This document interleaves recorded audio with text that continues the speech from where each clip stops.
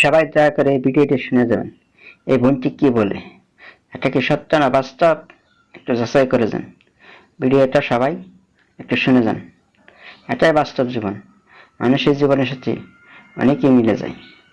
তাই সবাইকে অনুরোধ করে বলছি, এই বোনের কথা শুনে যান। ভালো লাগলে লাইক করে দিন, শেয়ার করে দিন। কিন্তু কারো জীবনে যেন এমন ভুল কখনো না ঘটে।